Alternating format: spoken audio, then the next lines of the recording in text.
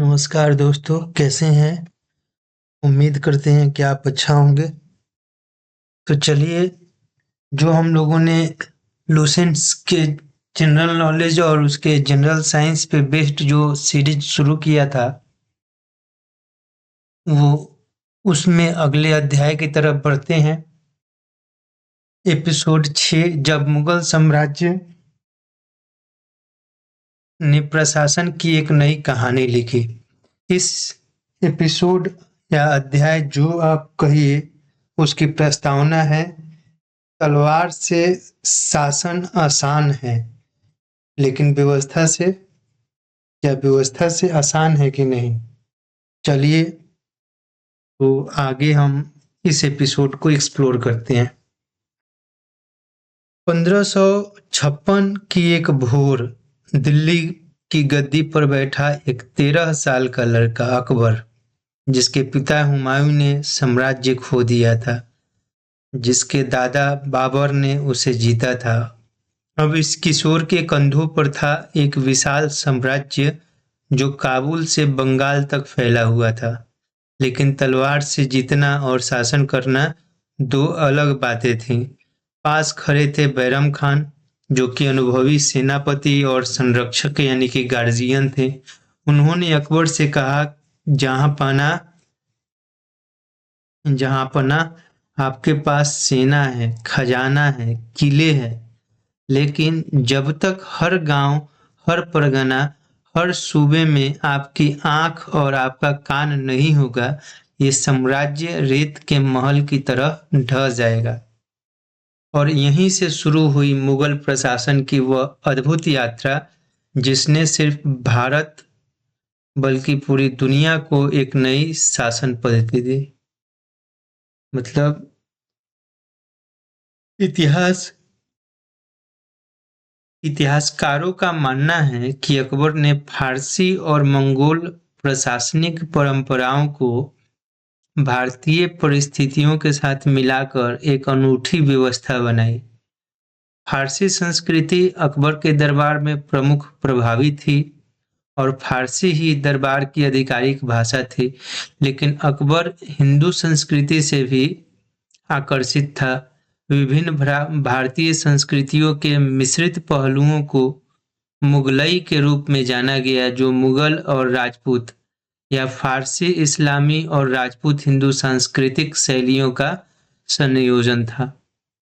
केंद्रीय प्रशासन, जहां हर पद का अपना किरदार था। मुगल साम्राज्य की सबसे बड़ी खासियत थी उसकी संगठित केंद्रीय व्यवस्था। साम्राज्य के शिखर पर बैठता था बादशाह, जो कि सर्वशक्तिमान, न्याय का स्रोत, सेना का सर्वोच्च नायक।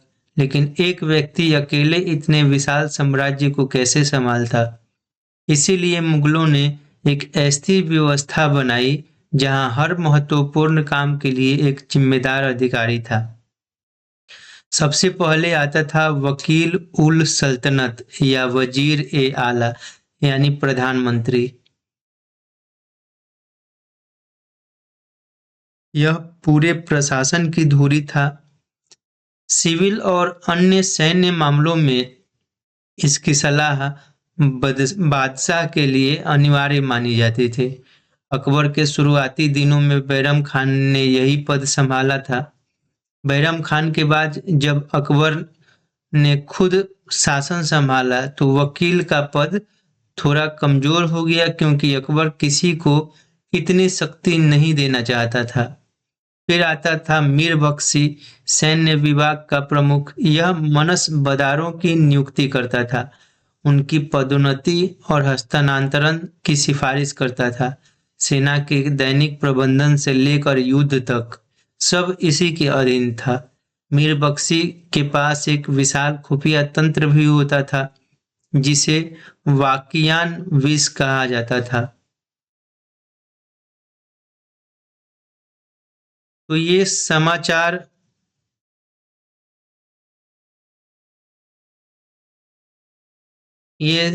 शाही समाचार लेखक थे, जो लाहौर, मुल्तान, कश्मीर, बंगाल और गुजरात से साप्ताहिक अखबार रिपोर्ट सीधे फतेहपुर सिकरी में बादशाह को भेजते थे। दीवान ए आला या वित्त मंत्री पूरे साम्राज्य के राजस्व की देखभाल करता था। राजा टोडरमल जैसे महान अधिकारियों ने इस पद पर रहकर भूमि सुधार और कर व्यवस्था में क्रांति ला दी। टोडरमल की प्रणाली इतनी कारगर थी कि बाद में अंग्रेजों ने भी अपनी रैयतवारी, महालवारी और अस्थायी बंदोबस्त प्रणालियों को इसी से प्रेरित किया। सद्र उस सुदूर धार्मिक मामलों, दान और वक्फ संपत्ति का प्रभारी होता था। काजी उल कुजात यानी मुख्य न्यायाधीश इस्लामी कानून यानी शरीयत के अनुसार न्याय देता था। ये 4 स्तंभ थे जिन पर मुगल साम्राज्य की छत टिकी हुई थी। वकील उस सल्तनत ये प्रधानमंत्री और सर्वोच्च सलाहकार होता था। बैरम खान पहले वकील थे। मीर बख्शी ये सैन्य विभाग प्रमुख, ये मनसबदारों की नियुक्ति करता था। दीवान ए आला वित्त मंत्री होता था। टोडरमल ने जब्ती व्यवस्था लागू की। सद्र उस सुदूर ये धार्मिक मामले और दान की जिम्मेदारी देखता था। वक्फ संपत्ति का प्रबंधक भी होता था। काजी उल कुजात ये मुख्य न्यायाधीश होते थे, शरिया के अनुसार फैसले करते थे। अब आइए देखते हैं मनसबदारी व्यवस्था जहां से रैंक तय होती थी, जहां रैंक से तय होती थी ताकत। अब आती है परीक्षाओं में सबसे ज्यादा पूछी जाने वाली प्रश्न यानी व्यवस्था मनसबदारी प्रणाली। अकबर ने 1556 से 1605 के बीच इस क्रांतिकारी प्रणाली को स्थापित किया, जो केंद्रीय सत्ता को मजबूत करने और सैन्य तथा प्रशासनिक अधिकारियों पर सीधा नियंत्रण स्थापित करने की दिशा में एक क्रांतिकारी कदम था। यह व्यवस्था मंगोल शासक चंगेज खान की दशमलव प्रणाली से प्रेरित थी। मनसबदारी शब्द का अर्थ है पद धारक। इस व्यवस्था में अधिकारियों को रैंक, जिसको उस समय फारसी में मनसब दी जाती थी, मनसब कहा जाता था, और यह रैंक उनकी जिम्मेदारियां, विशेषाधिकार और वेतन तय करती थी। सबसे खास बात यह थी कि ये रैंक वंशानुगत नहीं थी बल्कि सम्राट द्वारा दी जाती थी। मनसबदारों को 33 श्रेणियों में विभाजित किया गया था और उनके ग्रेड के अनुसार नगद में वेतन दिया जाता था। हर मनसबदार को एक निश्चित संख्या में घोड़े रखने होते थे, जिनका उपयोग आपात स्थिति और युद्धों के समय किया जाता था। यह एक अत्यंत कुशल प्रणाली थी जिसने मुगल अधिकारियों और सैनिकों को एक विस्तृत पदानुक्रम में संगठित किया, शासन को सुव्यवस्थित किया और विशाल साम्राज्य पर प्रभावी नियंत्रण सक्षम किया।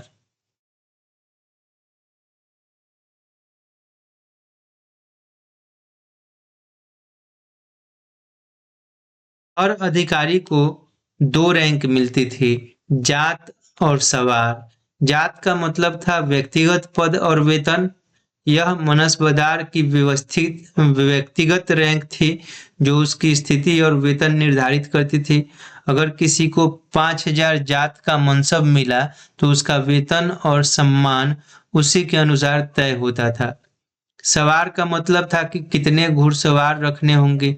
यह घुड़सवार रैंक थी जो मनसबदार द्वारा रखे जाने वाले घुड़सवारों की संख्या बताती थी, जिन्हें सवार कहा जाता था। अगर किसी को 2000 सवार का मनसब मिला तो उसे उतनी संख्या में सैनिक और घोड़े रखने होते थे। फिर जहांगीर ने एक नई चाल चली। उसने तीसरी श्रेणी जोड़ी, 2 अस्पा सिंह अस्पा। इसमें कुछ विशेष मनसबदार दोगुने घोड़े रख सकते थे। मतलब अगर उनका सवार रैंक 1000 था तो वे 2000 घोड़े रख सकते थे। यह खास सम्मान और युद्ध क्षमता का प्रतीक था। यह उन अभिजात वर्ग के सदस्यों को दिया जाता था जिन्हें साम्राज्य की विशेष सेवा के लिए पुरस्कृत किया जाता था। आइए तो देखते हैं रैंक का प्रकार, अर्थ और उदाहरण। जात, ये व्यक्तिगत पद था, वेतन निर्धारण के लिए होता था। जैसे 5,000 जात का मतलब होता है कि उच्च पद और उच्च वेतन मिलेगा। सवार, ये घुड़सवार की संख्या बताता था। 2,000 सवार का मतलब कि आपको 2,000 घुड़सवार रखने होंगे।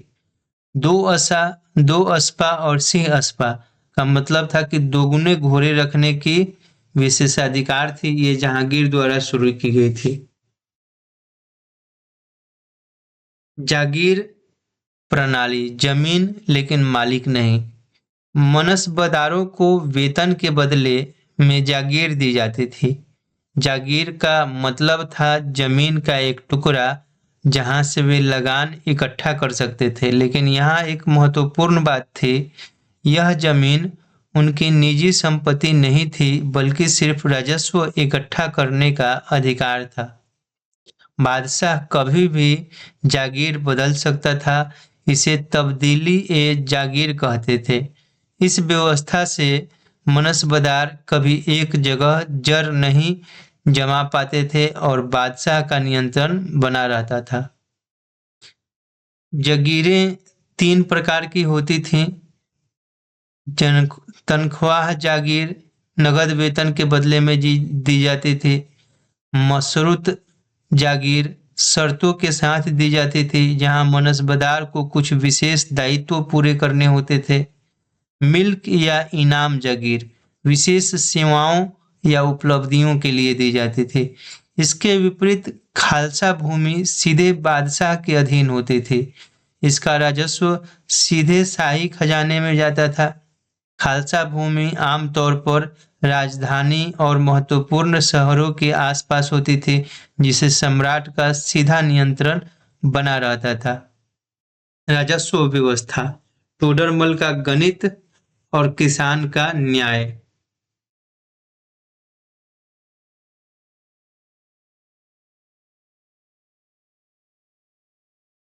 अकबर के दरबार में एक व्यक्ति था जिसकी प्रतिभा ने मुगल साम्राज्य के आर्थिक रीढ़ मजबूत कर दी।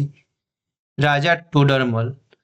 टोडरमल अकबर के मुगल साम्राज्य में एक प्रमुख वित्त मंत्री थे, जिन्होंने भूमि मूल्यांकन और कर संग्रह के लिए व्यवस्थित प्रक्रियाओं को पेश करके भूमि राजस्व प्रणाली में क्रांति ला दी, जो भविष्य के प्रशासन के लिए एक मॉडल बन गई। टोडरमल की सबसे बड़ी देन थी जब्ती व्यवस्था या दहसाला व्यवस्था। यह एक अत्यंत वैज्ञानिक और न्याय संगत व्यवस्था थी। सबसे पहले जमीन को मापा गया और उसकी गुणवत्ता के अनुसार 4 श्रेणियों में बांटा गया। पहला पोजल, हर साल खेती होती थी। सर्वोत्तम कृषि भूमि थी। प्रति, 1-2 साल खाली रहता था, इसको अस्थायी विश्राम भूमि कहा जाता है। चाचर, इसमें 3 या 4 साल खाली रहता था, इसको मध्यम उपजाऊ भूमि कहा जाता है। बंजर, 5 साल से ज्यादा खाली रहे तो उसको निम्न गुणवत्ता भूमि कहते हैं। फिर आया दहसाला का गणित। पिछले दहसाला की औसत उपज निकाली गई, साथ ही पिछले 10 वर्षों में प्रचलित औसत मूल्य की भी गणना की गई। इस औसत उपज और मूल्य के आधार पर भूमि राजस्व तय किया गया। सरकार ने उपज के औसत मूल्य का 1/3 हिस्सा अपने हिस्से के रूप में लिया। भूमि को 3 श्रेणियों में विभाजित किया गया, अच्छी, औसत और खराब। टोडल मल की व्यवस्था में किसान को भी सुविधा दी गई। किसान नगद या जिंस, जिसको फसल कहा जाता था, में लगान दे सकता था। नगद भुगतान को प्रोत्साहन किया गया ताकि नियमित राजस्व प्रवाह सुनिश्चित हो। विभिन्न फसलों और क्षेत्रों के लिए दरों की समय समय पर समीक्षा और समायोजन किया जाता था, जिससे न्याय और लचीलापन दोनों सुनिश्चित होता था। और अगर किसी साल फसल खराब हो गई तो लगान माफ भी हो सकता था। किसान आसानी से ऋण भी प्राप्त कर सकते थे। जब्ती के अलावा तीन और राजस्व व्यवस्थाएं प्रचलित थीं। गला बख्शी या बटाई में फसल का एक हिस्सा सीधे बांट लिया जाता था। नस्क में पिछले साल के आधार पर लगान तय किया जाता था। कनकूत या अनुमान में खरी फसल देखकर अनुमान लगाया जाता था। टोडरमल की प्रणाली के प्रभाव दूरगामी थे। विस्तृत रिकॉर्ड से पारदर्शिता में सुधार हुआ, भ्रष्टाचार कम हुआ और केंद्र सरकार द्वारा प्रभावी निगरानी संभव हुई। पूर्वानुमानित कराधान ने किसानों को अपनी भूमि में निवेश करने और खेती का विस्तार करने के लिए प्रोत्साहित किया। टोडरमल की विधियों ने बाद के राजस्व प्रणालियों जैसे कि अंग्रेज शासन के तहत शुरू की गई रैयतवारी, महालवारी और अस्थायी बंदोबस्त को प्रभावित किया। आइए आगे देखते हैं प्रांतीय प्रशासन, सूबे से गांव तक की यात्रा।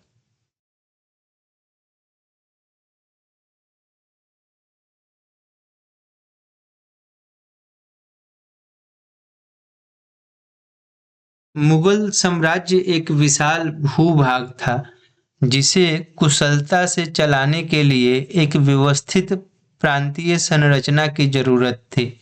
साम्राज्य को सूबों में बांटा गया था। अकबर के समय में 15 सूबे थे, जो औरंगजेब के समय बढ़कर 21 हो गए। हर सूबे का प्रमुख सूबेदार या निजाम होता था, जो बादशाह का प्रतिनिधि था। सूबेदार अकेला नहीं चलता था, उसके साथ 4 महत्वपूर्ण अधिकारी होते थे, जो प्रशासन के अलग-अलग पहलुओं को संभालते थे। दीवान राजस्व का अधिकारी होता था, जो कर संग्रहण और वित्तीय मामलों की देखभाल करता था। बख्शी सैन्य अधिकारी होता था, जो सूबे की सेना का प्रबंधन करता था। सद्र धार्मिक मामलों का प्रभारी होता था। काजी न्यायाधीश की भूमिका निभाता था। इसके अलावा वाकिया नवीस या समाचार लेखक होता था, जो सूबे की सभी महत्वपूर्ण घटनाओं की सूचना केंद्र को भेजता था। मुहतसिब लोक आचरण का निरीक्षक होता था, जो सार्वजनिक नैतिकता और इस्लामी नियमों के पालन की निगरानी करता था। प्रशासनिक व्यवस्था एक सुव्यवस्थित पदानुक्रम में थी। सूबे के नीचे सरकार यानी जिला होता था। सरकार में फौजदार सैन्य अधिकारी होता था, जो कानून व्यवस्था बनाए रखता था। अमल गुजार राजस्व अधिकारी होता था, जो कर संग्रहण का काम देखता था। फिर आता था परगना यानी तहसील, जो प्रशासन की तीसरी इकाई थी। परगने में 3 प्रमुख अधिकारी होते थे। सिकदार कानून व्यवस्था प्रभारी होता था। आमिल राजस्व संग्रहण का काम करता था। पोतदार खजांची होता था, जो धन एकत्रित करता था और सुरक्षा करता था धन की। मतलब एकत्रित तो नहीं करता था, एकत्रित धन की सुरक्षा करता था। ट्रेजरर सबसे छोटी और सबसे महत्वपूर्ण इकाई ग्राम यानी गांव होता था। गांव का प्रधान मुकद्दम कहलाता था, जो गांव की स्थानीय समस्याओं को सुलझाता था। लेखा जोखा रखने वाला पटवारी होता था, जो भूमि रिकॉर्ड और राजस्व का लेखा जोखा रखता था। आइए देखते हैं स्तर, इकाई, प्रमुख अधिकारी और कार्य टेबल के माध्यम से संक्षेप में। प्रथम सूबा, इसके प्रमुख अधिकारी सूबेदार या निजाम, जिन्हें दीवान या बख्शी भी कहा जाता था, होते थे। इनका काम था प्रांतीय प्रशासन की। द्वितीय स्तर में होता था सरकार या जिला, इसके प्रमुख अधिकारी फौजदार, अमलगुजार होते थे। इनका कार्य था कानून व्यवस्था बनाए रखना और राजस्व का संग्रह करना। तृतीय परगना यानी तहसील, इसके प्रमुख अधिकारी सिकदार, आमिल या फौजदार होते थे। इनका कार्य होता था स्थानीय प्रशासन को देखना। चतुर्थ ग्राम, इसके अधिकारी मुकद्दम या पटवारी होते थे। इनका गांव स्तर का प्रशासन संभालने की जिम्मेदारी थी। सैन्य प्रशासन, जहां अनुशासन सर्वोपरि था। मुगल सेना की असली ताकत थी उसकी अनुशासित प्रणाली। सैनिकों और घोड़ों की पहचान के लिए दो महत्वपूर्ण व्यवस्थाएं लागू की गईं।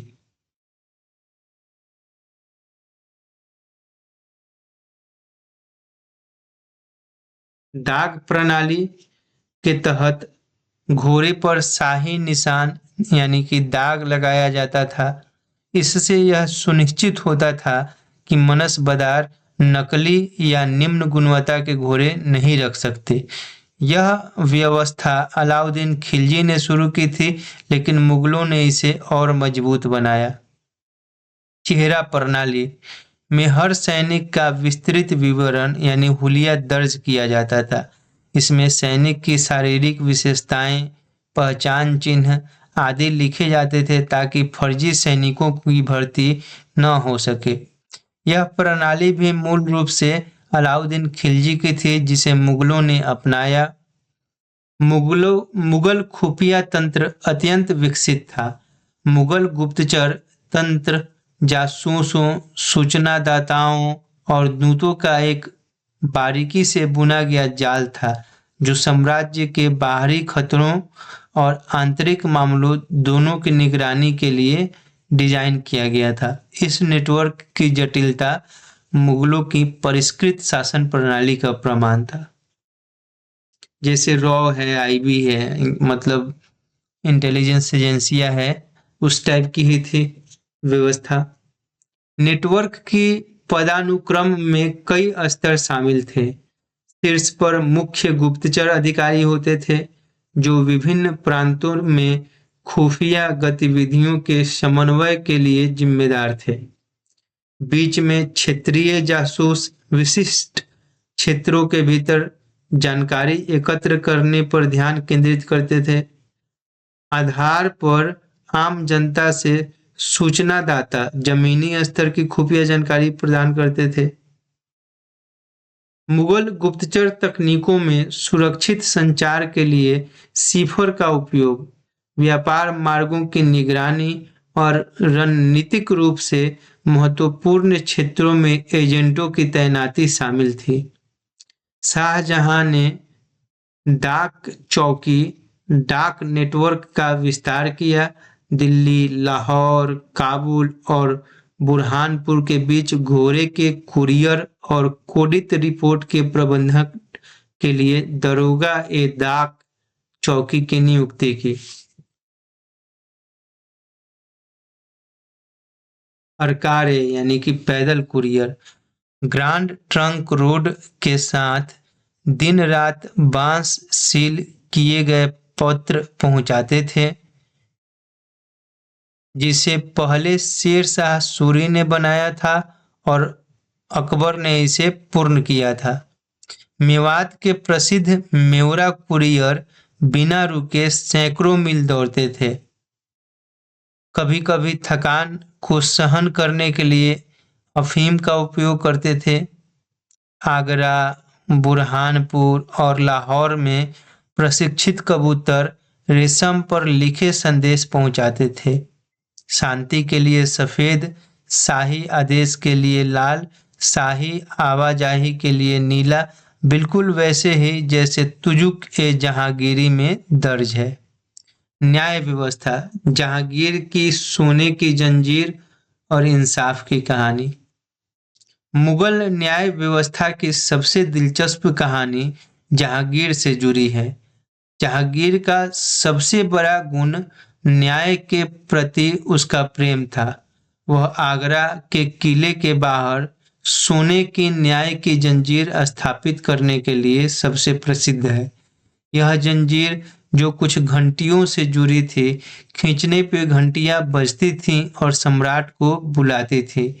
यह नागरिकों और सम्राट के बीच एक कड़ी थी और यह घोषणा की गई थी कि कोई भी पीड़ित व्यक्ति घंटियां बजाकर सम्राट से व्यक्तिगत मुलाकात कर सकता है।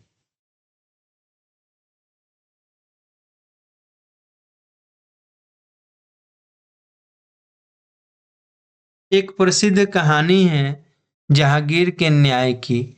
एक बार एक घोड़ा जंजीर खींचकर न्याय मांगने आया। दरअसल सम्राट के सेनापति का घोड़ा एक गरीब आदमी के खेत में घुस गया था और फसल बर्बाद कर दी थी। काजी ने मामला सुना और फैसला किया कि सेनापति और सम्राट दोनों को बाजार चौक में बुलाया जाए।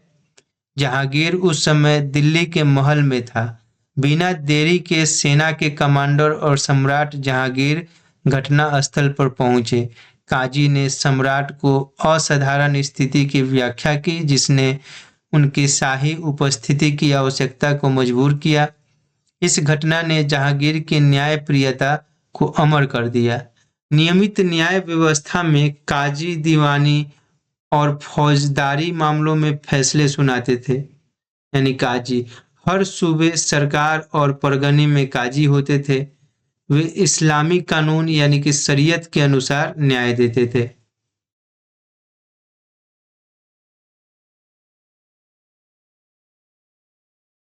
मुहतसिब का काम था लोगों के सार्वजनिक आचरण की निगरानी करना। वह बाजारों में तौल-मान, कीमतों और इस्लामी नियमों के पालन की जांच करता था। अगर कोई कोई व्यापारी गलत तौल करता या ज्यादा कीमत वसूलता, तो मुहतसिब उसे दंडित कर सकता था।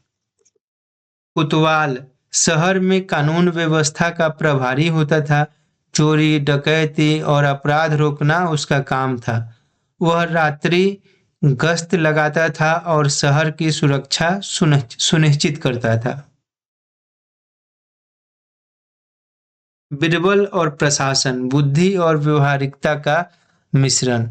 अकबर के दरबार में बीरबल केवल मनोरंजन उपाख्यानों से परे थे। मतलब हम लोग अकबर बीरबल की कहानी तो केवल सुनते हैं कॉमेडी टाइप में, तो वैसी बात नहीं थी। वो केवल मनो इंटरटेनमेंट के लिए ही नहीं था। वह प्रशासन में महत्वपूर्ण भूमिका निभाते थे। बीरबल, जो महेश दास के नाम से 1528 में पैदा हुए थे, मुगल सम्राट अकबर के दरबार में सबसे प्रमुख दरबारियों में से एक थे। अपनी बुद्धिमत्ता, तीक्ष्ण बुद्धि और निर्णय की गहरी समझ के लिए प्रसिद्ध थे। बीरबल जल्दी ही अकबर के सबसे विश्वसनीय सलाहकारों में से एक बन गए।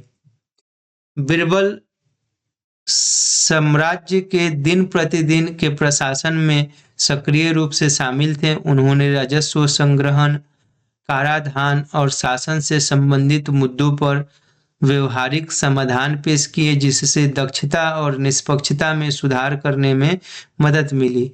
उनके नवीन विचारों ने नौकरशाही प्रक्रियाओं को सुव्यवस्थित किया, भ्रष्टाचार को कम किया और सुनिश्चित किया कि लोगों की जरूरतों को संबोधित किया जाए।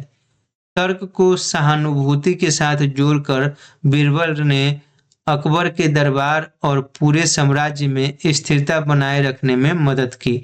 बीरबल का एक सबसे अस्थायी गुण न्याय की उनकी अटूट भावना थी। उन्होंने व्यक्तिगत रूप से विवादों की देखरेख की और सुनिश्चित किया कि निर्णय निष्पक्ष और समान हो। कई कहानियां उन्हें चतुर तर्क के माध्यम से संघर्षों को हल करते हुए, निष्पक्षता को बढ़ावा देते हुए और नैतिक सबक सिखाते हुए दर्शाती हैं। बीरबल के दृष्टिकोण ने एक न्यायप्रिय शासक के रूप में अकबर की प्रतिष्ठा को मजबूत किया और साम्राज्य के शासन में नागरिकों के विश्वास को मजबूत किया। 1586 में बीरबल की दुखद मृत्यु हो गई, जब वह मलंदरी दर्रे की लड़ाई के दौरान एक संघर्ष में मध्यस्थता करने की कोशिश कर रहे थे। यह एक नुकसान था जिसने अकबर को गहराई से प्रभावित किया। आइए तो परीक्षा के लिए एक सारांश देख लिया जाए टेबल के फॉर्म में। विषय, महत्वपूर्ण बिंदु और विशेषता। तो मनसबदारी व्यवस्था अकबर ने शुरू की चंगेज खां की दशमलव प्रणाली से प्रेरित होकर। जात और सवार, ये दो रैंक प्रणाली थी। जात वेतन और सवार घुड़सवार की संख्या। दो अस्पा, सिंह अस्पा, ये जहांगीर ने जोड़ा। ये दोगुने घोड़े रखने का अधिकार देते थे। जब्ती व्यवस्था टोडरमल ने लागू की। ये 10 साला या 10 साल की औसत प्रणाली से संबंधित थी। भूमि राजस्व, ये उपज का 1/3 नगद या जिन्स यानी कि फसल के रूप में। भूमि प्रकार पोजल, परती, चाचर और बंजर 4 प्रकार की थी। ये उपजाऊपन के अनुसार वर्गीकृत की गई थी। सूबे की संख्या अकबर के समय में 15 थी, औरंगजेब के समय में बढ़कर 21 हो गई। ये प्रांतीय विस्तार का संकेत है। प्रशासनिक क्रम था सूबा सबसे बड़ा, सरकार, परगना, फिर ग्राम। 4 स्तरीय व्यवस्था थी। केंद्रीय अधिकारी वकील, मीर बख्शी, दीवान, सद्र और काजी होते थे। ये पंच स्तंभीय प्रशासन दिखाते हैं। दाग और चेहरा, ये अलाउद्दीन खिलजी द्वारा शुरू किया गया था। मुगलों ने मजबूत किया इसे। जागीर प्रकार, इसे ये प्रमुख बिंदु इसके हैं। तनख्वाह, मशरूत या मिल्क, ये तब्दीली ए जागीर संभव था। खालसा भूमि सीधे बादशाह के अधीन थी, राजधानी के आसपास होती थी। न्याय की जंजीर, ये जहांगीर द्वारा स्थापित की गई। आगरा किले में सोने की जंजीर। गुप्तचर तंत्र, वाकिया नवीस या हरकारे, ये डाक चौकी प्रणाली के उदाहरण है, उससे आए। चलिए अब उपसंहार अंत करते हैं इस एपिसोड का। एक व्यवस्था जो आज भी प्रासंगिक है। मुगल प्रशासन की सबसे बड़ी खासियत थी उसकी व्यवहारिकता और लचीलापन। यह केवल किताबों में लिखी व्यवस्था नहीं थी, बल्कि जमीनी हकीकत को ध्यान में रखकर बनाई गई थी। मनसबदारी व्यवस्था ने एक पेशेवर सेना और प्रशासनिक तंत्र बनाया। टोडरमल की राजस्व व्यवस्था ने किसानों को न्याय दिया और साम्राज्य को आर्थिक मजबूती। जहांगीर की न्याय की जंजीर ने दिखाया कि शासन जनता के लिए है, जनता शासक के लिए नहीं। शासक, आज भी जब हम भारतीय प्रशासनिक सेवा, राजस्व व्यवस्था या न्याय तंत्र की बात करते हैं तो मुगल प्रशासन की छाया कहीं न कहीं दिखाई देती है। यह व्यवस्था सिर्फ इतिहास का एक अध्याय नहीं, बल्कि आधुनिक प्रशासन की नींव है। चलिए तो फिर अब अगले अध्याय में मिलते हैं। अगले अध्याय में हम देखेंगे जब शिवाजी ने मुगलों को चुनौती दी और अष्टप्रधान की व्यवस्था से मराठा साम्राज्य की नींव रखी। इसी के साथ वीडियो को अंत करते हैं। आपसे अनुरोध है कि वीडियो को लाइक, शेयर और इस चैनल को सब्सक्राइब जरूर करें। धन्यवाद।